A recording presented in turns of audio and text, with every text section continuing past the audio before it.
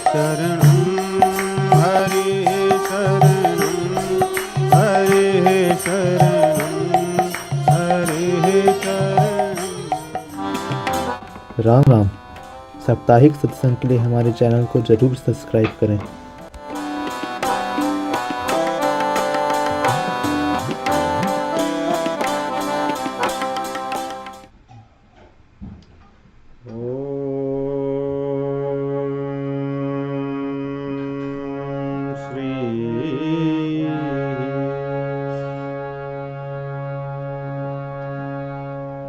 श्री सीतानाथ समारंभा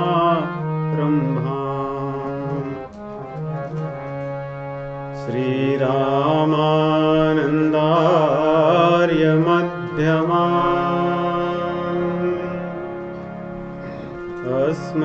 अस्मदाचार्य पर्यन्ता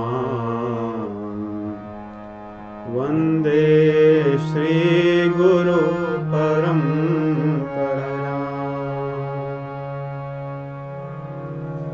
बंदौ तुलसी के चरण जिनकीन्हो जग काज कलि समुद्र बूढ़त लख्यो प्रगट्यो सप्त राम राम। श्री रामचरितमानस के इस क्रम में आज हम लोग पंचम सोपान में दोहा 1 से आरंभ करेंगे। पिछले सप्ताह मंगलाचरण के 3 श्लोकों और सुंदरकांड की भूमिका की कथा हमने सुनी। आज मुझे बहुत अच्छा लगा कि राघव जो छोटा सा ही है उसने एक अच्छी शिक्षा याद दिलाई जो गोस्वामी तुलसीदास जी लिखते हैं कि मन पछितई हैं अवसर बीते। हमारे सभी वैदिक वाङ्मयों का सार ही यही है कि अवसर बीतने के पहले काम कर लें और जो अवसर बीतने के पहले कार्य नहीं करता उसे पश्चाताप ही करना होता है तो बड़ी सरल सीख सब में यही है वास्तव में। और काल की ही, समय की ही, अवसर की ही महिमा है। जितनी सरल ये लगती है उतनी ही कठिन है इसको पालन करना। यहाँ पे हनुमान जी भी जा रहे हैं अवसर बीते, परंतु अवसर बीतने पर उनके अंदर या उन पर भगवान की ऐसी कृपा है कि वो राम काज अवसर बीतने पर भी कर ले रहे हैं। जो अवधि अवसर सुग्रीव ने दी थी 30 दिन की, 1 मास की, उसके बीत जाने के पश्चात भी हनुमान जी ऐसे भगवान के कृपा पात्र भक्त हैं कि वे अवसर बीतने पर भी कर सकते हैं, परंतु सभी हनुमान जी की तरह नहीं हो सकते। इसलिए हमें तो अपना कार्य अवसर रहते ही कर लेना है। मन पछितई हैं अवसर बीते, मन पछितई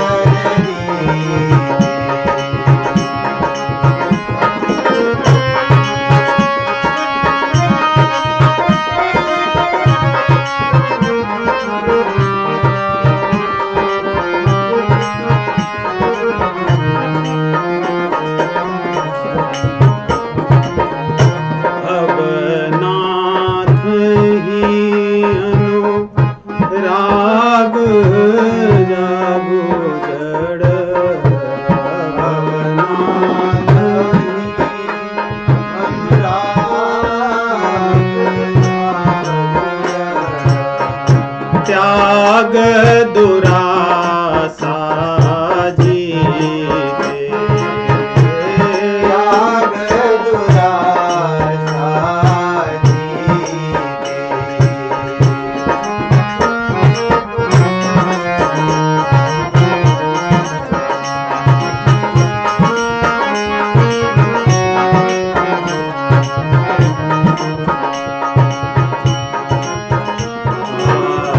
बुझई न काम अग्नि तुलसी कहूँ, बुझई न काम अग्नि तुलसी कहूँ।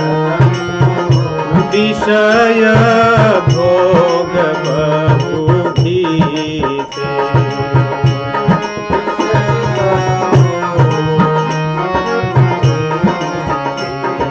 मन पछितई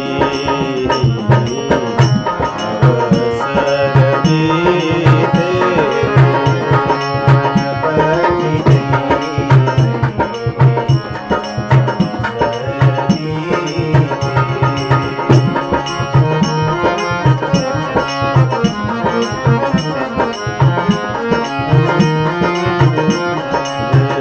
सीताराम सीताराम सीताराम सीताराम,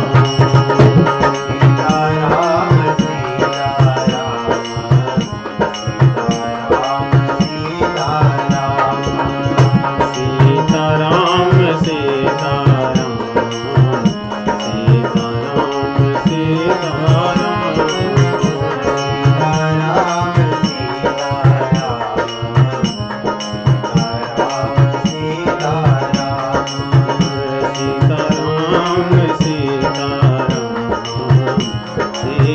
सीताराम सीताराम।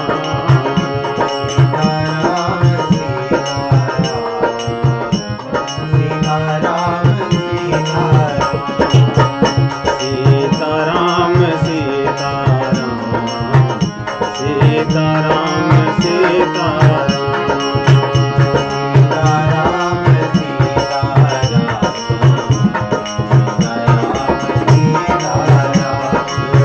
सीताराम सीताराम सीताराम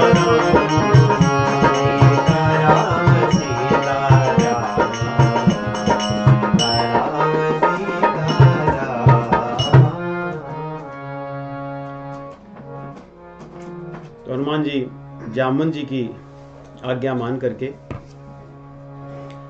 लंका की ओर प्रस्थान करते हैं।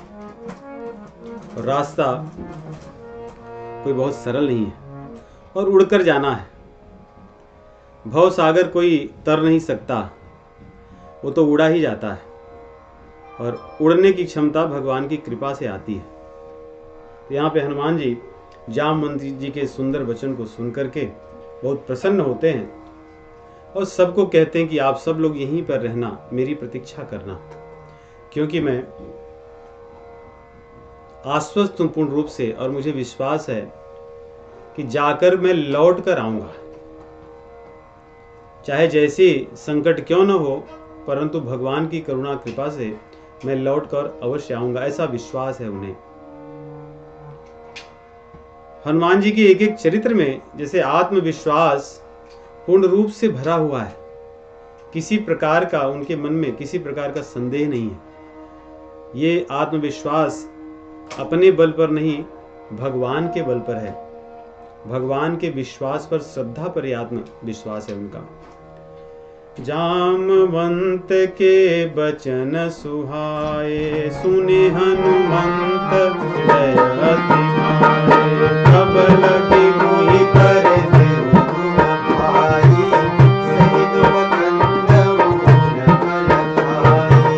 जब लगे आमों सीत ही देखी, होई काज मन हरख विषेकी।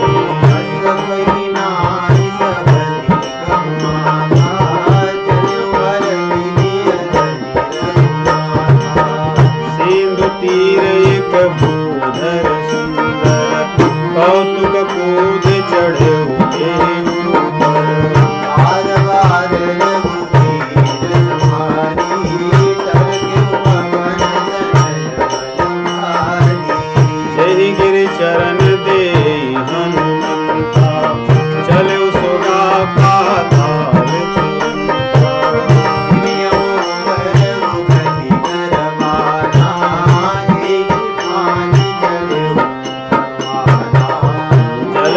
रघुपति दूत विचारी, नाथ हो हनुमान ते परसि कर, पुनि पुनि कीन्ह प्रणाम। राम काज कीन्हे बिनु,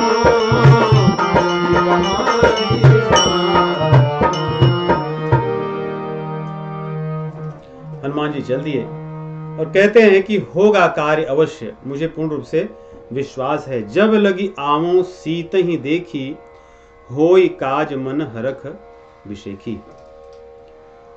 जानकी माता जी भक्ति हैं और भगवान की आज्ञा मान करके हनुमान जी उनको पाने या उनको मिलने के लिए जा रहे हैं। पूर्ण रूप से मन में विश्वास है और अवश्य कार्य होगा, ऐसा भाव रख करके वे जा रहे हैं। होई काज मन हरख विशेखी, अस कही नाई सवन कह माथा, चले हर्ष ही धरि रघुनाथा। यदि एक ध्यान से देखें, इन चौपाइयों में सब में प्रसन्नता की बात कही जा रही है। एक बार कहे कि बहुत हनुमान जी को अच्छी लगी बात, प्रसन्न हुए। फिर कहते हैं कि जब तक मैं देख कर नहीं आऊंगा तब तक आप लोग यहीं पर रहिएगा, मुझे बड़ी प्रसन्नता है, मेरे हृदय में बड़ी प्रसन्नता हो रही है। और उसके बाद जब चलते हैं तब भी प्रसन्न होकर के और रामचंद्र जी को हृदय में धारण करके। ज्योतिष शास्त्र में कई मत हैं, जैसे आजकल कहते हैं कि स्कूल ऑफ थॉट्स, वैसे ज्योतिष शास्त्र में कई मत हैं। एक तो कि ग्रह नक्षत्र अनुकूल हो, सब कुछ ठीक हो, उसके आधार पर गणना होती है। दूसरी गणना होती है, कहते हैं यदि भगवान अनुकूल हो तो सब रहता है ठीक ठाक।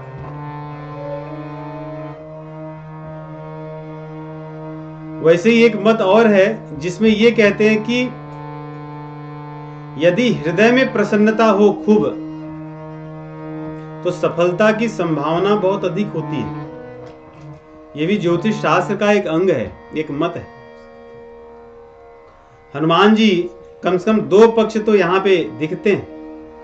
एक तो भगवान को अपने हृदय में धारण करके जा रहे हैं, अर्थात भगवान उनके अनुकूल है। और दूसरा, हनुमान जी बहुत प्रसन्न है, इसलिए प्रसन्नता से भगवान का कार्य यदि हम करें तो सफलता की संभावना बहुत अधिक होती है। तो देखिए, सुंदर कांड के आरंभ में ही हनुमान जी अपने ही चरित्र से कितनी सुंदर बातें सिखा रहे हैं। कार्य तो उन्हें करना है। भगवत गीता के दूसरे अध्याय का जो श्लोक है कि कर्मण्येवाधिकारस्य 247, मां फलेषु कदाचन मां कर्म फल हेतुर्भुर माते संगोस्तु कर्मणि। हनुमान जी उसको पूर्ण रूप से यहाँ चरितार्थ करते हैं कि पूर्ण रूप से अपने कर्म में लगे हैं, कहीं कोई कमी नहीं छोड़ रहे हैं और प्रसन्न है कि कार्य तो रामचंद्र जी का है, होगा ही होगा। जानकी माता जी से, भक्ति जी से तो मैं मिलूंगा ही मिलूंगा, क्यों नहीं मिलूंगा, भगवान जो अनुकूल है। इसीलिए एक बात कही जाती है, यदि भगवान अनुकूल हो तो भक्ति मिलती है, और भक्ति देवी अनुकूल हो तो भगवान सदैव साथ में रहते हैं।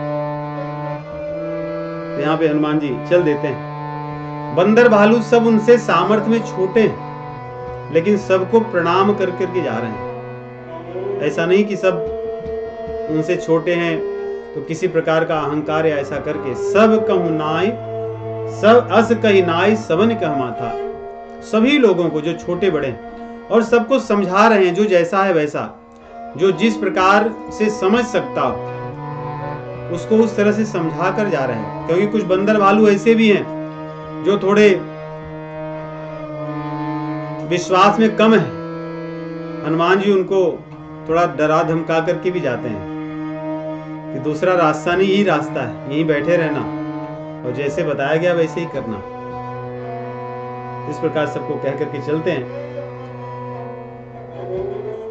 अब उन्हें छलांग लगानी है तो समुद्र बीच में है, एक तरफ लंका है एक और एक और भारत भूमि है। तो भारत भूमि का जो क्षेत्र है वहां पर एक पर्वत विशाल था, कहते हैं उसका नाम महेंद्राचल पर्वत, जो कि अब नहीं है। कहते हैं कि वो धंस गया है भूमि में, समुद्र के तट पर।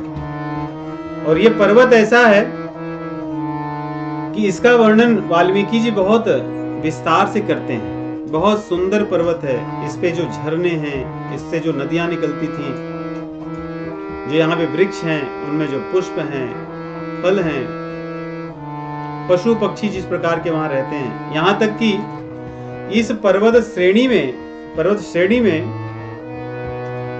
गंधर्व, सिद्ध, चारण ये सब रहा करते थे, ये सब विहार किया करते थे।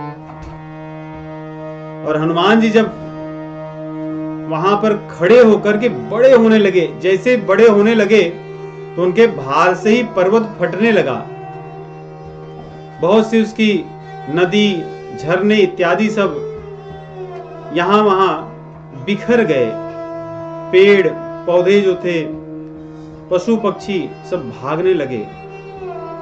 और उसके बाद हनुमान जी एकदम विशाल शरीर धारण करके हाथ और पैर को सिकोड़ कर एक पास करके फिर छलांग लगाते हैं, क्योंकि छलांग लगाने के लिए ऐसा करना होता है। और जब हनुमान जी छलांग लगाते हैं तो उनके जो बल था जिससे वो दबता है तो भूमि के भीतर धंस जाता है महेंद्र पर्वत। इसीलिए यहाँ कहते हैं कि सिंधु तीर एक भूधर सुंदर, कौतुक कूद चढ़े ते ही ऊपर, बार बार रघुवीर सम्हारी, तरक्यो पवन तनय बल भारी। तरक्यो अर्थात गर्जना किए जोर से, बार बार भगवान श्री रामचंद्र जी के नाम का स्मरण करके। इसलिए कहते हैं जेहि गिरि चरण देहि हनुमंता, चले सुगा पाताल तुरंता। अब इसका अन्वय कैसे करेंगे?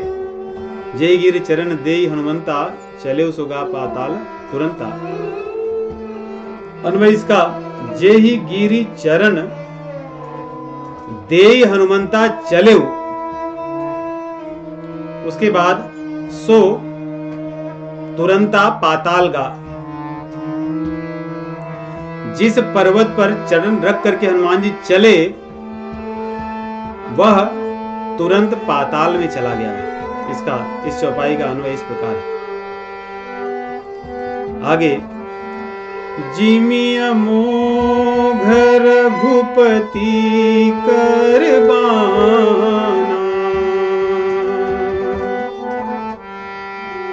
एही भांति चलेउ हनुमाना।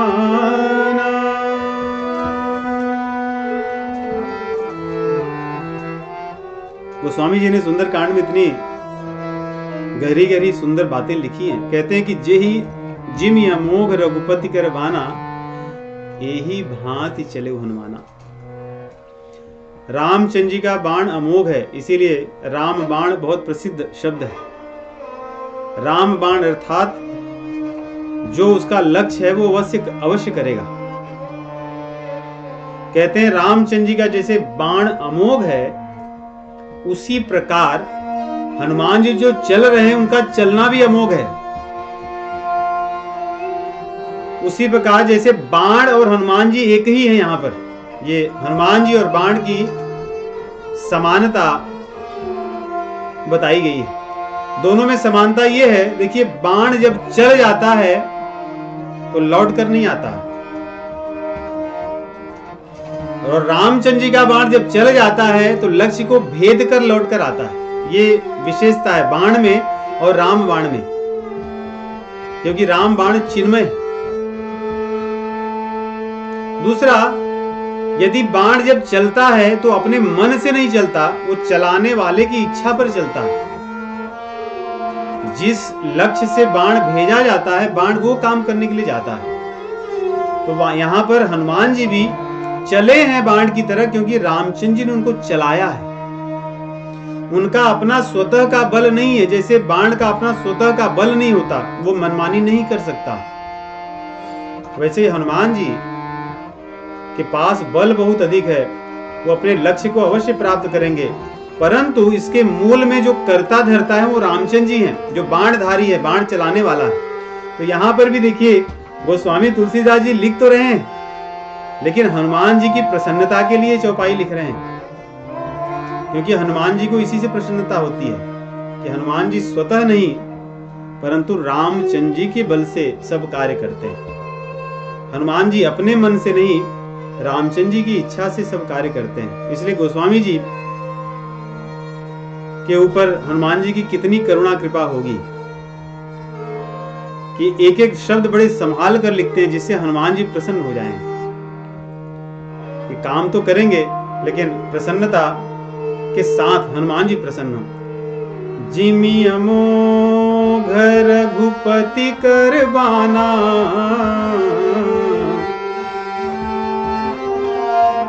एहि भांति चलो हनुमान। इस प्रकार हनुमान जी चले। जल निधि रघुपति दूत विचारी, कह मैनाक हो समहारी। हनुमान तहि परसि करि पुनि पुनि कीन प्रणाम, राम काज कीन्हे बिनु मोहि कहाँ विश्राम। अब यहाँ पर हनुमान जी का दूसरा गुण, समुद्र में मैनाक नामक पर्वत रहता था। ये मैनाक पर्वत भगवान शिव जी का श्याला है, ये पार्वती जी का भाई है, हिमालय का पुत्र है। पहले पर्वत उड़ा करते थे, शास्त्रों में इनका वर्णन है। पर्वत बहुत उड़ा करते थे, जहां मन में आता वहां उड़कर जाते और बैठ जाते। नगर की नगर, बस्तियां की बस्तियां नष्ट हो जाती, क्योंकि पर्वत जड़। तो जड़ व्यक्ति के पास यदि अधिक शक्ति आ जाए तो दूसरों की हानि ही करता है। तो इंद्र के पास जब उसमें वज्र था तो उन्होंने अपने वज्र से इन पर्वतों के पंखों को या उड़ने की शक्ति को नष्ट कर दिए। तब मैनाक को जो वायु देवता हैं, ये इसको बड़ी शीघ्रता से छिपा कर ले आए, समुद्र में बैठा दिए और वो बच गया। इंद्र जी उसको छोड़ दिए मैनाक को। तो मैनाक सदैव वायु देवता का ऋणी है।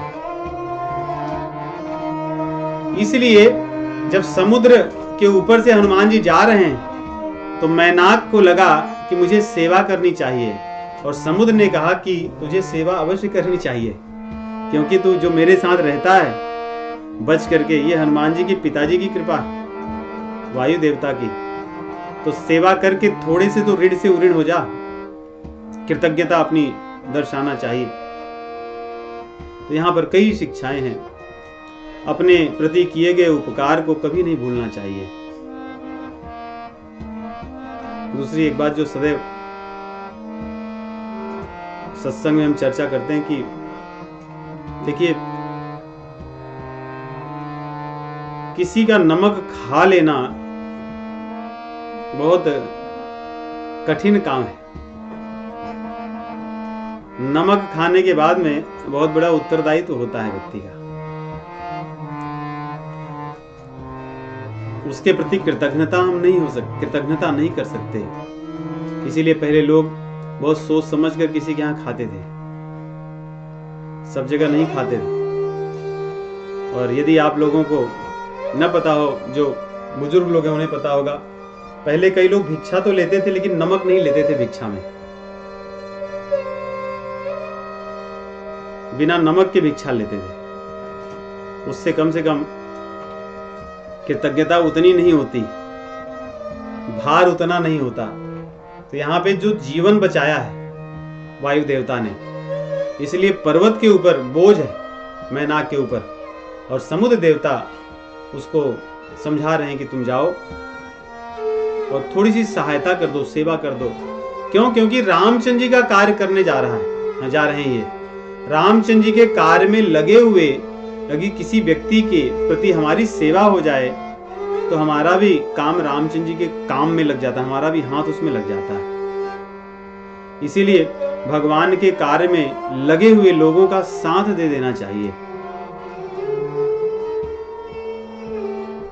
हमने तो संतों के मुख से सुना है और थोड़ा बहुत अनुभव भी है हमारा।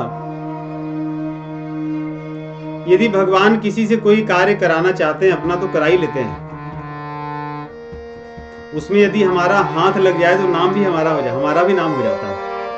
और न भी लगे तो काम तो भगवान करा ही लेते हैं किसी न किसी से। यहाँ पर हनुमान जी का ही देखिए कि रामचंद्र जी इन्हीं से काम कराना चाह रहे हैं, इसलिए ये सब लोग अपना उसमें हाथ लगा दे रहे हैं। मैनाक भी अपना थोड़ा पुण्य ले ले रहा है, समुद्र भी अपना पुण्य ले ले रहा है,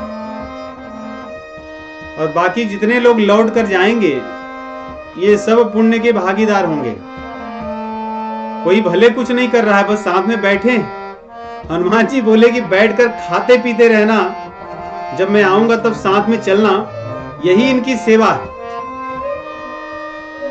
और यहाँ पे समुद्र तो मैनाक को कह रहा है कि तुम उनको सेवा उनको कर दो, उनको विश्राम करा दो, उनकी थकावट दूर कर दो, जिससे पुनः विश्राम करके वो सेवा के कार्य में लग जाएं। तो ऐसा जब कहते हैं हनुमान जी को, हनुमान जी की इच्छा तो रुकने की नहीं है, परंतु क्योंकि मैनाक बड़े,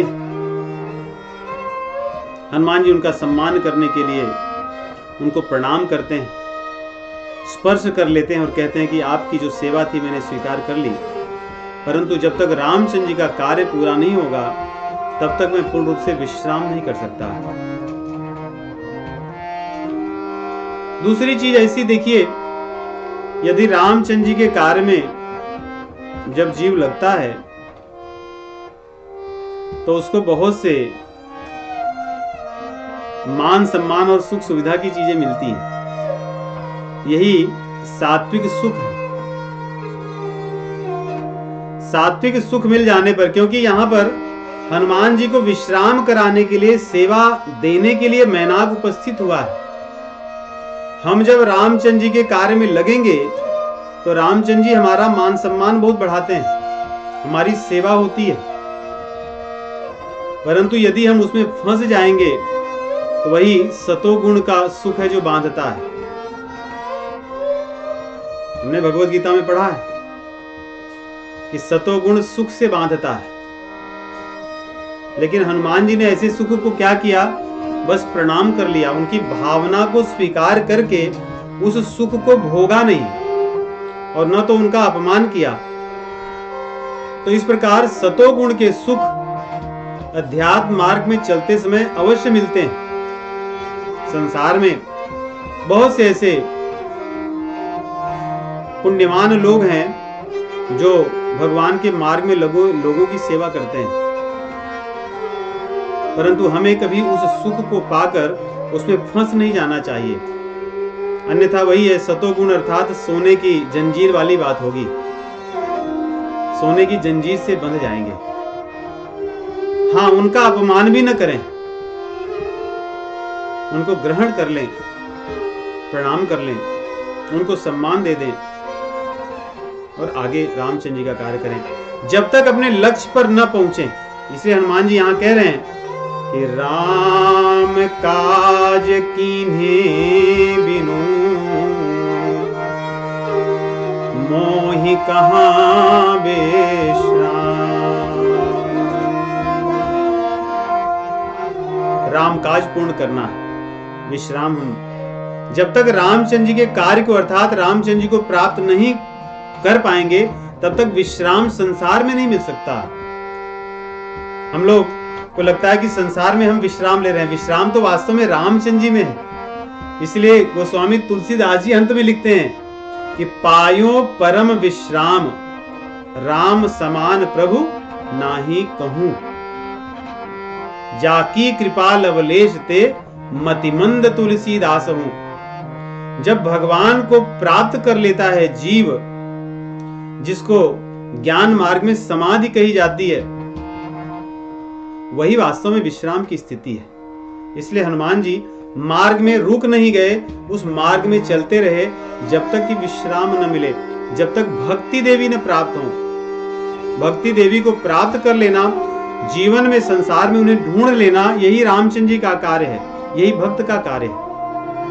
और उनको पाने के बाद में ही विश्राम हो सकता है। इसलिए हनुमान जी वहां विश्राम करते हैं, जानकी माता जी के पास, भक्ति के पास पहुंचकर। वहां पर बोलते हैं कि अब मैं भूख लगी, अब खाऊंगा और थोड़ा आराम करूंगा। तो जब तक भक्ति देवी को नहीं प्राप्त कर लेते, जानकी माता जी के चरण कमलों को नहीं देख लेते, तब तक विश्राम नहीं। साधकों को अपनी साधना में इसी प्रकार, इसी भाव से रत रहना चाहिए। कई बार हम छोटी छोटी उपलब्धियों से अपने आप को श्रेष्ठ समझने लगते हैं। वास्तव में उसको शास्त्रों में कलिल कहा गया है। कलिल, यदा ते मोह कलिलम। अध्यात्म मार्ग में भी मोह होता है, तो ये अध्यात्म मार्ग का मोह है कि हमें बहुत कुछ आ गया, हम बहुत सुंदर पढ़ते हैं, बहुत सुंदर गाते हैं, बहुत सुंदर कथा करते हैं इत्यादि। जो ये चीजें विश्राम की हैं, ये चीजें बांधने वाली हैं। इस बंधन से बचना चाहिए। ये हनुमान जी का यहाँ संदेश। तो हनुमान जी प्रणाम करके आगे मार्ग में चले जा रहे हैं। अब पुनः दूसरी बाधा आ रही है। जात पवन सुत देवन देखा, जानई कहाँ बल बुद्धि विशेखा। सुरसा नाम यहिन कई माता, पैठनी आय कही ते ही बाता। राम काज कर फिर मैं आऊं, सीता कई सुधि प्रभु सुनाऊं। तब तू बदन पैठियों आई, सत्य कहूं मोहि जान दे माई।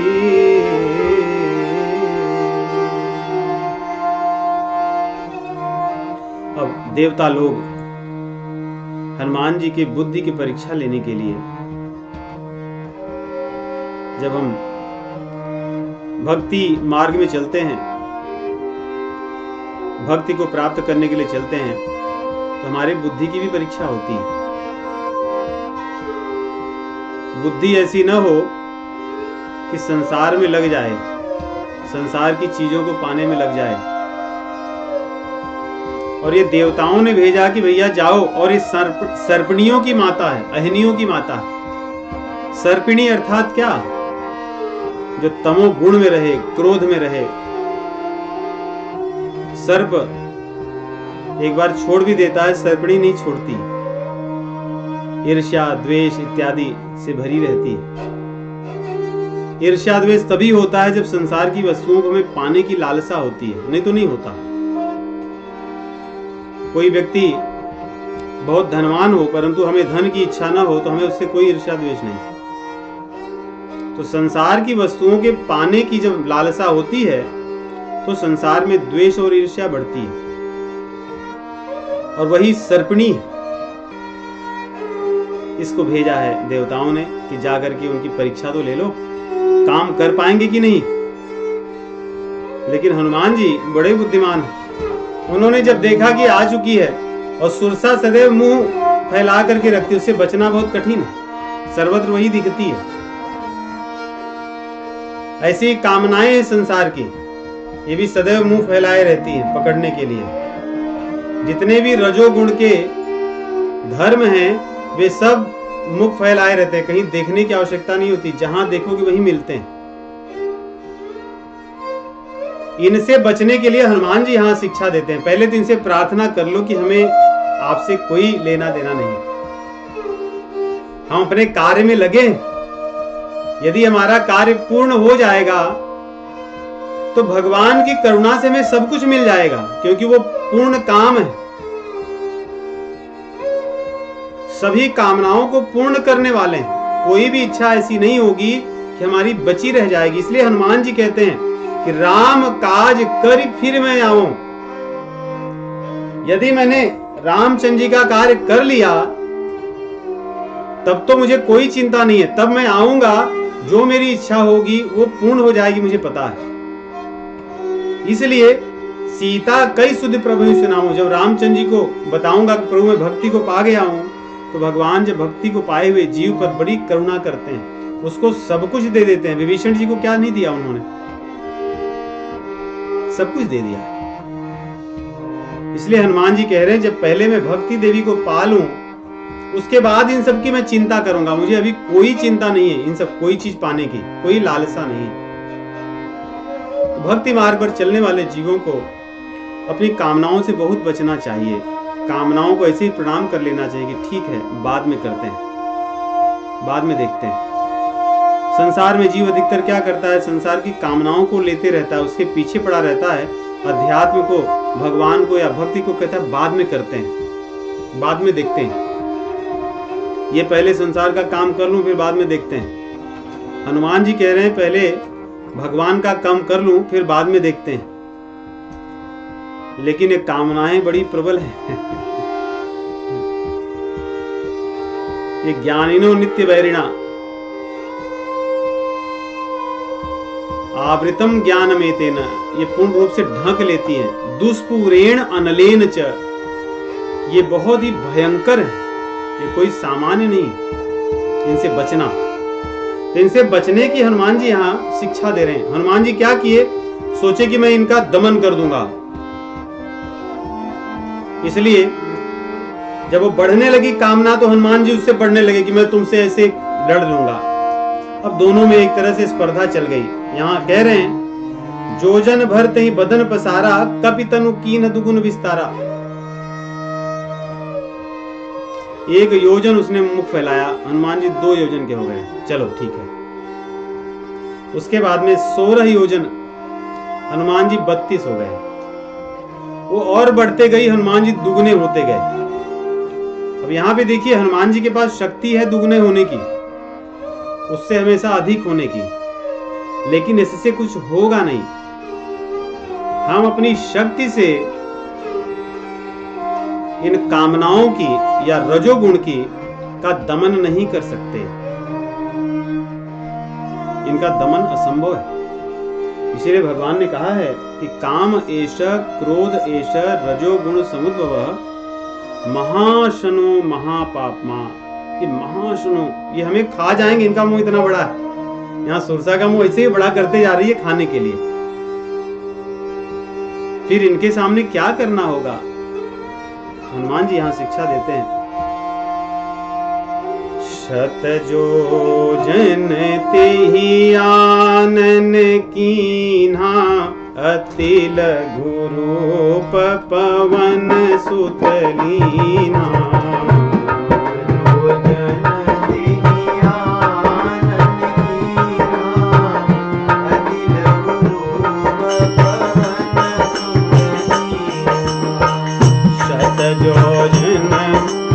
आनन कीन्हा, अति लघु रूप पवन सुत लीन्हा।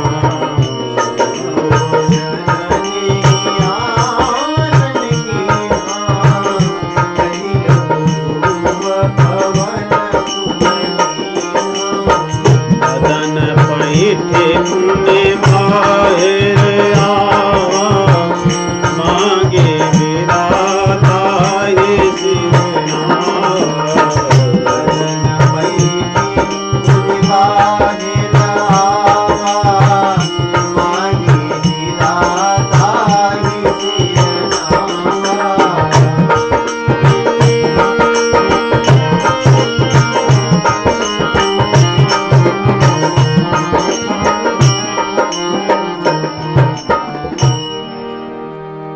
शत जोजन तेहि आनन कीन्हा, अति लघु रूप पवन सुत लीन्हा।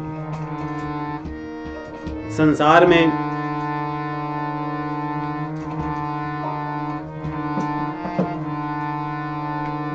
हमारी इच्छाएं पूर्ण नहीं हो सकती, परंतु आवश्यकताएं कभी अधूरी भी नहीं रह सकती। इस सिद्धांत को सदैव याद रखना चाहिए कि हमारी इच्छाएं कभी पूर्ण नहीं हो सकती, परंतु आवश्यकताएं अधूरी नहीं रहती। हनुमान जी कह रहे हैं कि शत जोजन तेहि आनन कीन्हा, अति लघु रूप पवन सुत लीन्हा। जितने कम से कम में जीवन जी ले वही सबसे सरल मार्ग है इस रजोगुण से बचने के लिए। दुनिया में, संसार में हम धनवान बनने चलेंगे, उसकी स्पर्धा में जिएंगे तो एक से बढ़कर एक हैं। जितने भी बड़े आप बनोगे उससे बड़ा कोई और होगा। उसी प्रकार किसी व्यक्ति को पद की बड़ी पड़ती है। देखिए, बड़े बड़े पदों पर आसीन आज के ही समय में जो लोग हैं वे लोग अपने पदों से संतुष्ट नहीं हैं, क्योंकि कई कारण है। एक तो ये कि मान लो कोई किसी छोटे देश का बड़ा मुख्य है, उसकी लालसा रहती है दूसरे को देख करके कि हम तो छोटे ही देश के हैं, इनका देखिए। अगर मान लो कोई सुपर पावर सबसे बड़े देश का राष्ट्राध्यक्ष है, उसके मन में भी लालसा रहती कि 4-5 साल बाद मेरी तो कुर्सी चली जाएगी। उसके मन में भी असंतुष्टि होती है।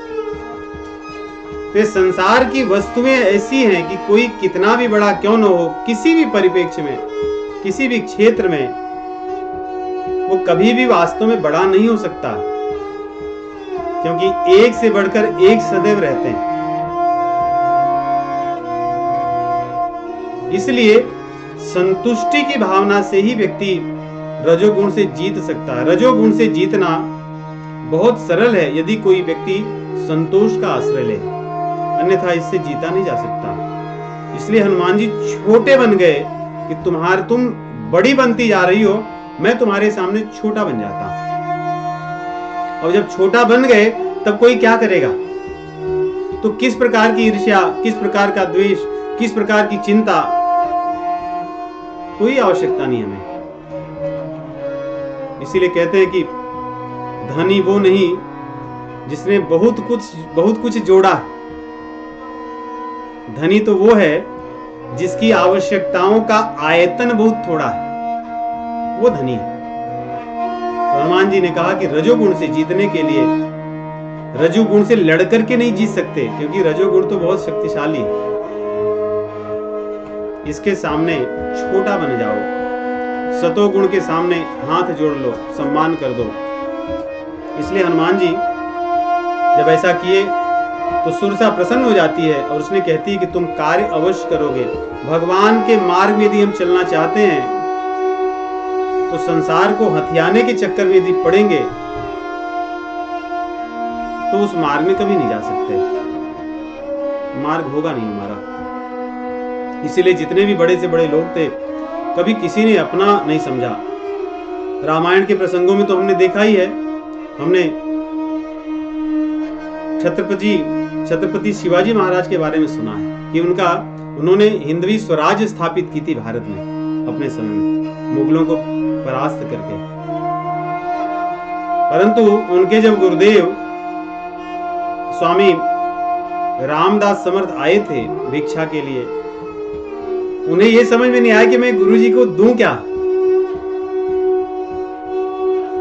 उन्होंने अपना सर्वस्व लेख लिखवा करके गुरुजी की भिक्षा झोली में डाल दी। तो गुरुजी ने पूछा कि ये क्या है? उन्होंने कहा कि मेरा जो कुछ है वो मैंने आपकी झोली में डाल दिया है।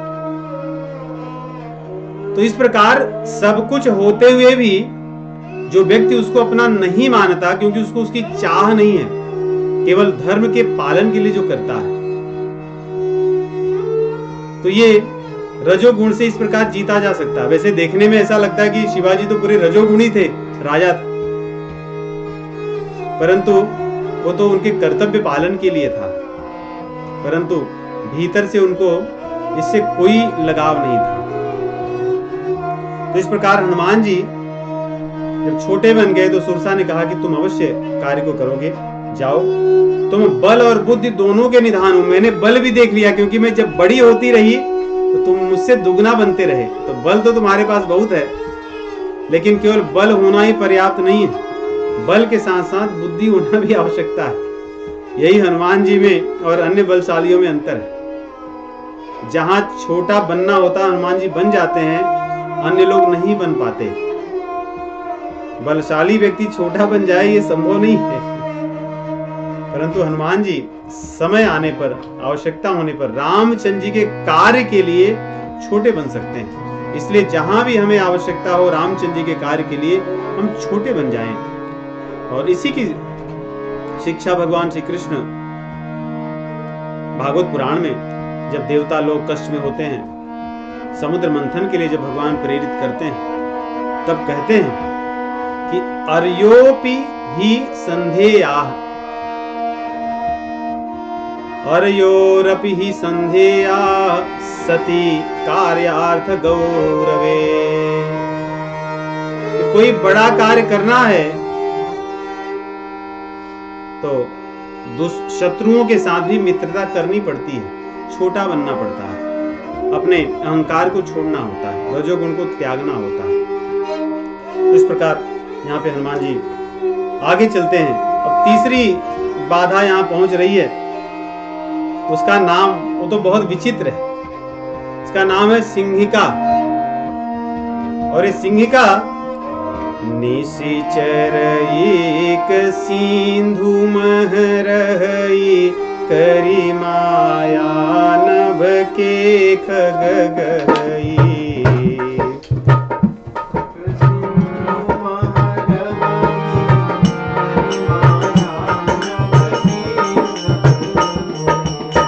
जीव जंतु जे गगन उड़ाही, जल बिलो की न कई परेशानी।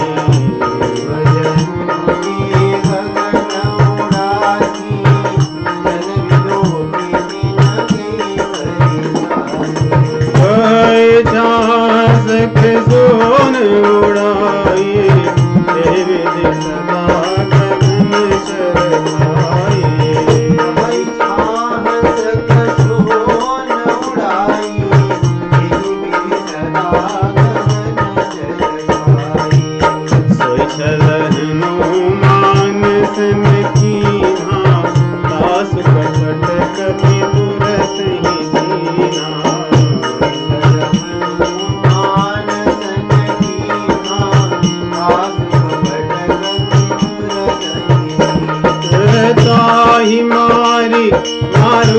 सुत वीरा बार दीवार तेरा। आई मारी मारुत सुत वीरा बार दीवार। एक बात और कि सुरसा की जो कथा है, यदि देखें हनुमान जी अगर बुद्धिमानी से कार्य न लेते तो फिर क्या होता। नहीं, सुरसा का मुंह बढ़ता जाता, हनुमान जी दुगना, सुरसा उनसे दुगना, हनुमान जी और दुगना। ऐसे ही यही कथा चलती रहती, नहीं आगे की कथा कहाँ होती। तो संसार में यदि हम अपने साधना के मार्ग में यही करते रहेंगे तो फिर हमारी ही कथा आती है, यही रजोगुण की। संसार में आजकल ऐसे ही होता है, चलते तो हम भक्ति मार्ग पर, लेकिन वो तो छूट जाता है, कथा कुछ और ही हो जाती है। कहीं कहीं सत्संगियों में अपनी ही कथा शुरू हो जाती है, एक दूसरे से बड़ा बनने की इत्यादि, एक दूसरे को छोटा दिखाने की। तो भगवान तो कहीं पीछे छूट जाते हैं, यही कथा चलती रहती, एक से बढ़कर एक दुगना बनने की। हनुमान जी अगर ऐसे ही करते रहते तो यही कथा चलती। लोग पूछते कि रामायण में और कौन सा चल रहा है, कहते कि अब इस समय हनुमान जी 1 करोड़ योजन हो गए हैं। अच्छा आगे की कथा रुक जाती, यही होती। तो रामायण पाठ इत्यादि में तो यही चलता। लोग पूछते भी कौन सा चल रहा है, हनुमान जी कितने योजन हुए, तो राम जी की कथा नहीं बढ़ती। इसलिए राम जी की कथा को बढ़ाना है तो स्वयं बड़ा होना और रजोगुण के स्वभाव को छोड़ देना चाहिए। आगे जब चलते हैं, सिंहिका आती है, ये परछाई से पकड़ने वाली, यही तमोगुणी राक्षसी है, ये तमोगुणी बाधा है। तमोगुण की समस्याएं दिखती नहीं है व्यक्ति को, क्योंकि तम का अर्थ ही होता है अंधेरा। अंधेरे में क्या दिखेगा। जो व्यक्ति तमस के अधीन होता है, तमोगुणी होता है, उसको क्या दिखेगा अंधेरे के अतिरिक्त। उसको तो कोई दिखाएगा तब भी वो नहीं समझेगा और नहीं मानेगा। निद्रा, आलस्य, दूसरों की निंदा के स्वभाव में रत, और भी बहुत सी ऐसी चीजें। इन गुणों के अधीन रहने वाला व्यक्ति कभी भी ज्ञान को नहीं पा सकता, और जिस व्यक्ति के भीतर ज्ञान नहीं है वो कभी भगवान को नहीं पा सकता। इसलिए इसका तो तुरंत वध कर देना चाहिए। इसके सामने हाथ जोड़कर नहीं रहना चाहिए। आदमी इसके सामने हाथ जोड़कर रहता है सामान्यतः, नहीं, अपनी कमियों के सामने हाथ जोड़े पड़ा रहता है। आलस्य हो, तामसिक गुण हो, दूसरों की निंदा करने का स्वभाव हो, अरे इन्हें तुरंत छोड़ देना चाहिए जितना शीघ्र हो सके। जैसे हनुमान जी ने तुरंत पहचान लिए और तुरंत उसको मार दिए, वैसे ये दुर्गुण हमें दिखते नहीं है, परंतु भगवान की करुणा कृपा से, किसी सज्जन संत की करुणा कृपा से यदि कभी हमें दिखे, कोई दिखाए, तो इसको तुरंत छोड़ देना चाहिए। इसी में हमारी भलाई है और तभी हम आगे कार्य में चल सकते हैं। तो इस प्रकार हनुमान जी तुरंत इसको मारे और आगे चलते हैं। आगे जब चलते हैं तो वहां पहुंच जाते हैं। बारिधि पार गयो मत धीरा, समुद्र के उस पार पहुंचते हैं। वहां पर भी बहुत सुंदर नगर है। वाल्मीकि जी बड़े लंबे चौड़े वर्णन करते हैं। गोस्वामी जी ने भी छोटा नहीं लिखा है, इन्होंने भी पूरे 3 छंद लिखे हैं और कुछ चौपाइयां लिखी हैं। हनुमान जी एक विशाल पर्वत पर चढ़कर खड़े हो जाते हैं। ये सब होने के बाद में ऐसा लग रहा है कि पार्वती जी पूछती हैं कि हनुमान जी के पास तो बड़ी शक्ति है। यहां से वहां छलांग मारे पहुंच गए और एक पर्वत पर से कूदे दूसरे पर्वत पर बढ़े। तो भगवान शिव जी तुरंत रोक करके कहते हैं, नहीं, उमा न कछु कपि कई प्रभुताई अधिकाई, प्रभु प्रताप जो काल ही खाई। यहाँ पे दो चीज ऐसा लगता है कह रहे हैं। कहते हैं कि उमा न कछु कपि कई अधिकाई। अब हनुमान जी को तो कपि बता रहे हैं कि हनुमान जी इतने काम कर लिए, वो कह रहे नहीं लोग बंदर तो बंदर क्या कर सकता है? तो रामचंद्र जी की सब कृपा, उनका प्रताप। कितने सही शब्दों का चयन करके भगवान शिव जी कथा बता रहे हैं। यहाँ पे हनुमान जी नहीं कहे, हनुमान में भी एक प्रकार से जिसका मान हनु के कारण बहुत अधिक हो, हनुमान ऐसा नहीं कह रहे हैं। कह रहे हैं कपि कई अधिकाई। कपि का ऐसा दिख रहा है कि बहुत शक्तिशाली है, ये ऐसा कुछ नहीं है, ये रामचंद्र जी की कृपा है। और आगे दूसरी बात देखिए क्या करें, प्रभु प्रताप जो काल ही खाई। भगवान हमारे शिव जी कालों के काल है, महाकाल है। अब कह रहे हैं कि मैं तो काल हूं, मैं तो खा लेता हूं सबको, लेकिन वो प्रभु का प्रताप, वो भी रामचंद्र जी का प्रताप है। तो ऐसा लग रहा है कि उमा कह रही कि आप ही तो बंदर बने, अगर आपने कपि कह दिया तो आप ही बंदर बने। तो भगवान शिव जी ने आगे कह दिया, नहीं बंदर तो बना हूं मैं, ठीक है, अगर तुम्हें मेरा प्रताप लग रहा है तो मेरा प्रताप भी वो रामचंद्र जी का ही प्रताप है। प्रभु प्रताप जो काल ही खाई, मेरा भी नहीं है और न तो हनुमान जी का है, ये प्रताप रामचंद्र जी का है। तो सुंदर कांड के सभी दोनों चौपाइयों में रामचंद्र जी के प्रताप की महिमा मंडन की गई, उसका ही गुणगाथा किया गया।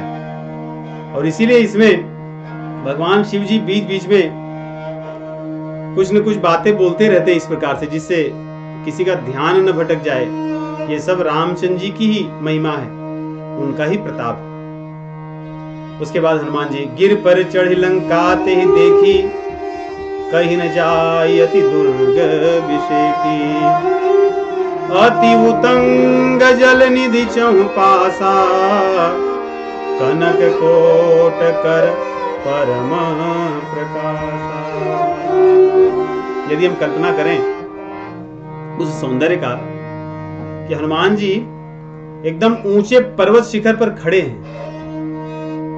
और इससे भी ऊपर एक त्रिकूट, एक कूट है जो लंका है, क्योंकि लंका में 3 पर्वत की श्रेणियां थी, उसमें सबसे ऊंची थी जहां रावण का, जिसको लंका था, जहां पे सब लोग रहते थे। लेकिन हनुमान जी उस पर नहीं खड़े, हनुमान जी उससे नीचे वाले पे खड़े हैं। तो हनुमान जी एक ऊंचाई पर खड़े हैं, उससे ऊपर पूरा नगर है और विशाल नगर है, पूरा स्वर्ण से बना हुआ है। उसकी चमक कैसी है। वाल्मीकि जी तो वर्णन करते हैं कि ऐसा लगता था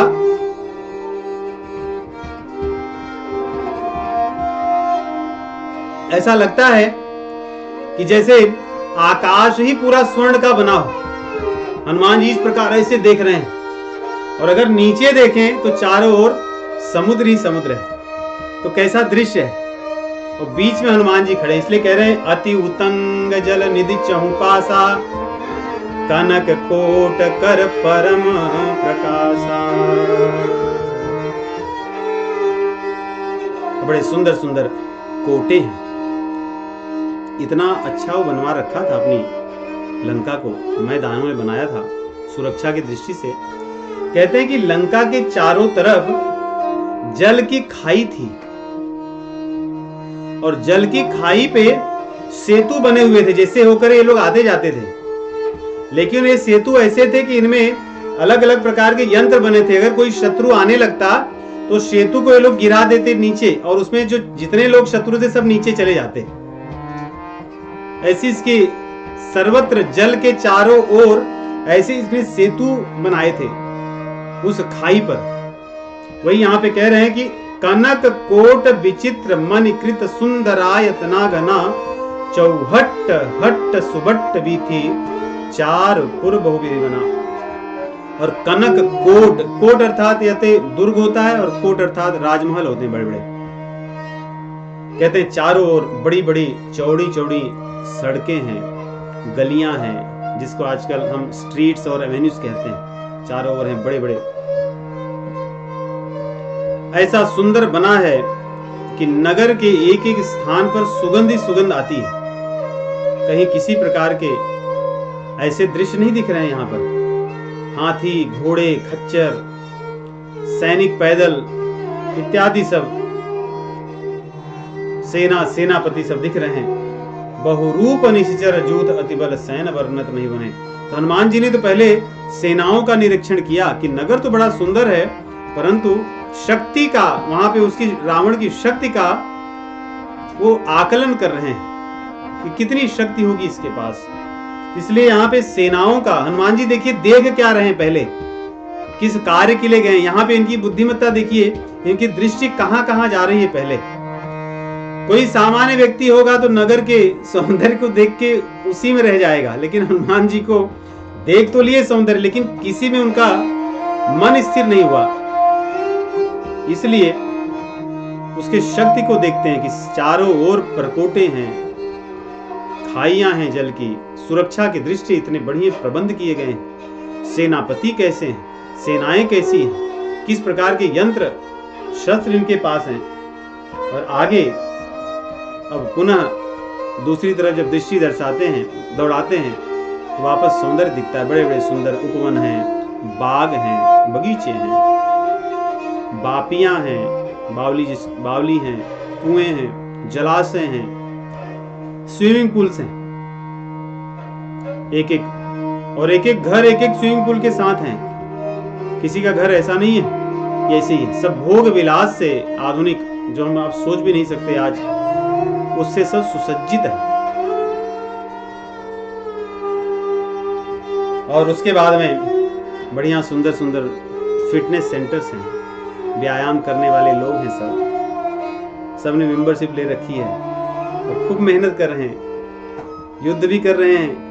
बड़े बड़े खेलने के स्पोर्ट्स सेंटर्स हैं, खेल रहे हैं लोग अलग अलग प्रकार के खेल, क्योंकि सुख सुविधाओं से संपन्न और भोग प्रवृत्ति के जो देश या जो समुदाय होगा, वहां पर सुख सुविधाएं तो होती हैं, लेकिन यही केवल कर रहे हैं। यहाँ पे दूसरी चीजें नहीं दिख रहे हैं। सुख सुविधाओं से संपन्न तो अवध भी था, मिथिला भी था, विभीषण के समय में भी था, और तब भी ये सब चीजें थी। तब भी खेल के थे, उत्सव के थे, नृत्य के थे, उपवन थे, परंतु सभी लोग इसी में लगे नहीं थे। यदि आप देखोगे तो जहां भी वर्णन आता है, वहां पे वर्णन में और भी चीजें आती हैं कि किस प्रकार के वहां पे लोगों का रहन सहन है। परंतु यहाँ पे यही कह रहे हैं, जो स्त्रियां हैं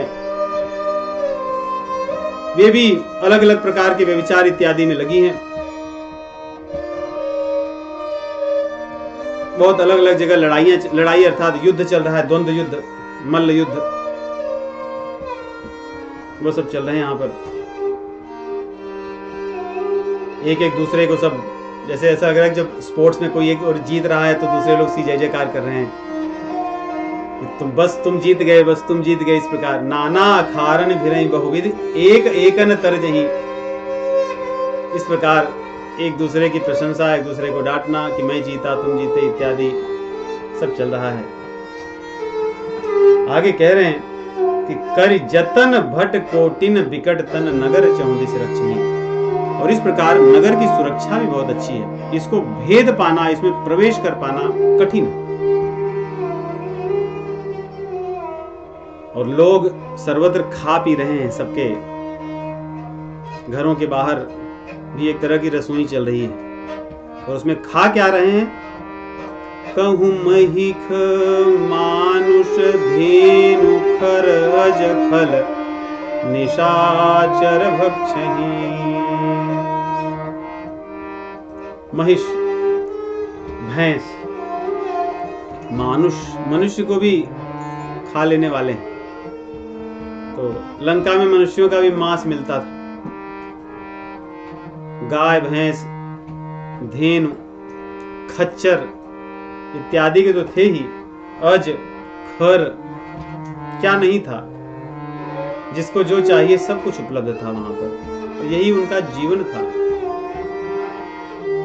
सब लोग खाने पीने में लगे हैं। ऐसा लग रहा है कि हनुमान जी बाहर खड़े होकर देख रहे हैं, अर्थात उस समय भी वहां पर इस प्रकार की सुविधा थी, क्योंकि असुरों का राज्य था कि कोई व्यक्ति कहीं भी बनाकर खा सकता था। अन्य स्थानों पे भोजन का वर्णन नहीं मिलेगा आपको। अन्य नगरों के वर्णन में इस प्रकार इतना खुले में कि कोई व्यक्ति नगर में गया नहीं है, उस स्थान पर गया नहीं और वहां के भोजन को देख ले, ऐसा नहीं था। परंतु लंका में ऐसा होता है। तो लंका में इस प्रकार का था। अब यहाँ पे प्रश्न उठता है कि गोस्वामी जी इसकी चर्चा क्यों कर रहे हैं? तो उसका कारण भी दे रहे हैं कि कुछ दिनों में ये सब लोग भगवान श्री रामचंद्र जी की करुणा पाएंगे, कृपा पाएंगे।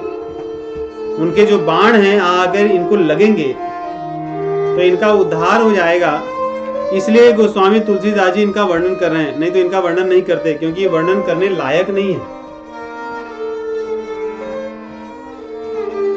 एहि लागी तुलसीदास इनकी कथा संक्षेप ही कही। रघुवीर सर तीरथ शरीर त्यागी गति पही सही। पुर रखवारे देखी बहु कपि मन कीन्ह विचार। अति लघु रूप धरऊ निशि नगर करऊं पैसा। तो हनुमान जी सोचते हैं कि मैं अब बहुत छोटा बन जाऊंगा, अर्थात लो प्रोफाइल का आदमी बन करके यहाँ पे घूमूंगा, क्योंकि लो प्रोफाइल पे रहने पे लोग अधिकतर ध्यान नहीं देंगे कि होगा कोई।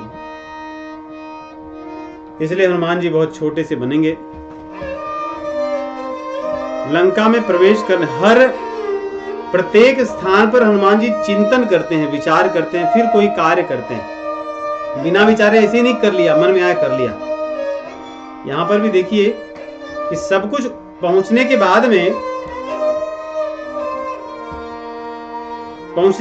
में हनुमान जी सबका निरीक्षण करते, एक एक चीज को देखते हैं, शक्ति को देखते हैं, वहां के लोगों के क्रियाकलाप को देखते हैं, लोग क्या करते हैं, उनकी रुचि किसमें है, जिससे साम दान दंड भेद जो नीति जिसको चाहिए वैसा मैं करूंगा।